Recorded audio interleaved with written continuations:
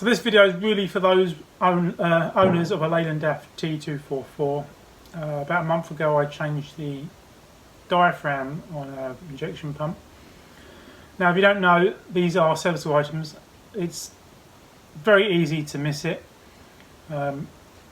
Injection pump sits behind the compressor and they do tend to perish.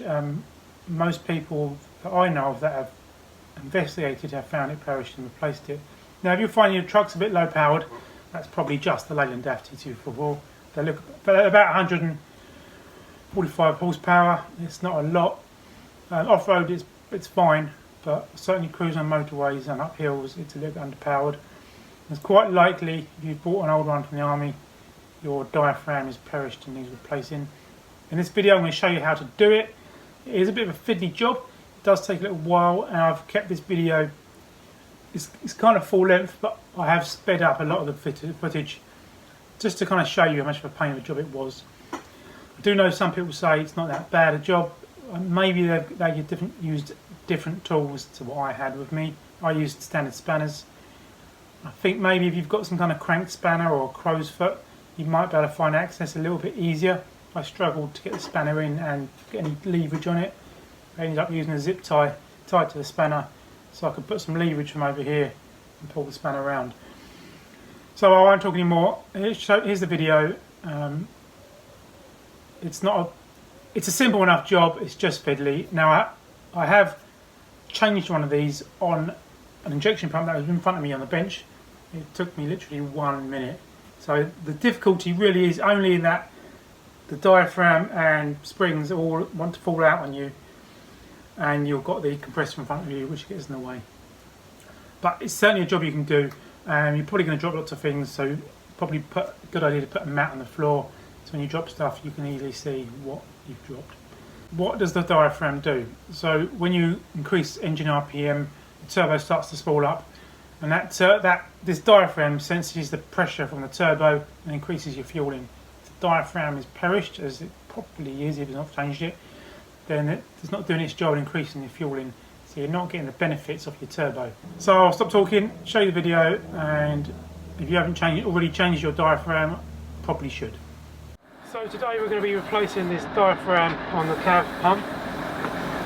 It's an item that does perish and break, and this will give you, if it's broken, replacing this is going to give you more power. This allows the turbo to increase the fueling. So when the turbo is operating, your CAV pump senses it and increases the fuel.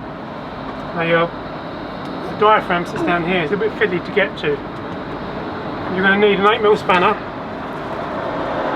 pair of wire cutters, because there's an adjustment pin which is wired shut, so you need to cut that off so you can get one of the nuts off. A pair of long nose pliers will come in handy. I'm going to remove the throttle return spring just to increase access. So I'm finding access a little bit difficult with the 8mm spanner. So I've just gone to get a little socket set. Hopefully they'll get this in there a little bit easier.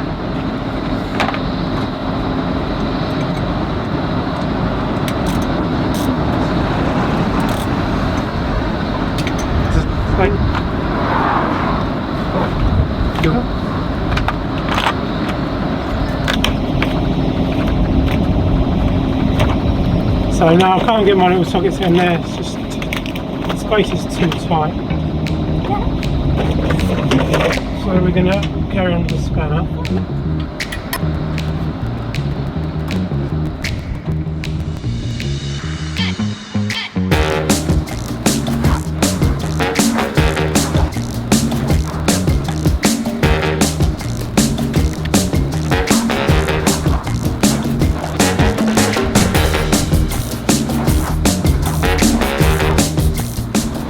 I think this job, how easy or difficult it is, depends on what tools you happen to have with you. I'm struggling, I can get the spanner on, I'm struggling to then move it. So I'm actually going to put a zip tie on to then apply some sideways force, because I just can't get my hands in there to do it. Maybe you've got some kind of crank spanner or a very short socket, maybe a hex on the end. this would be an easier job.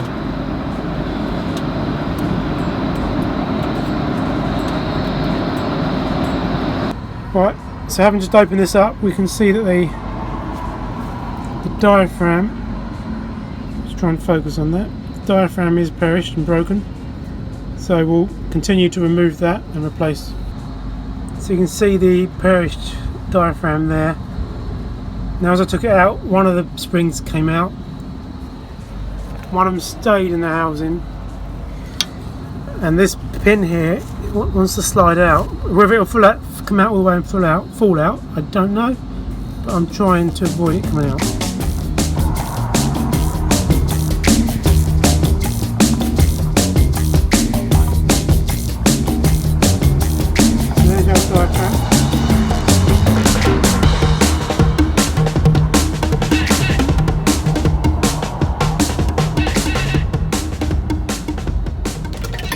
So old diaphragm, clearly no good because it's supposed to be in there. And compare that to the new one. So this job needed doing. Should see some performance increase. Right, the next thing you do is to get a small Allen key in the back of the diaphragm and set this pin to the right depth. Now the one we've taken off, you see its depth there, so we've set this to the same. And now it's just a case of reversing what we've done, make sure it's all clean and reinstate it. One thing you mustn't forget is to install the washer. Now, apparently quite a lot of people either drop it, don't see it. There's a washer which goes around the pin. You don't get a new one, so you need to use the old one, and it goes on there. Now, I'm not going to put it on just yet because they've got some dirt on both of them. So you'll put your washer over your pin and you're going to install it that way. So this kind of lip on the rubber is going to sit around the housing spring, seated like so. Now comes probably the tricky part, is to install this in the correct location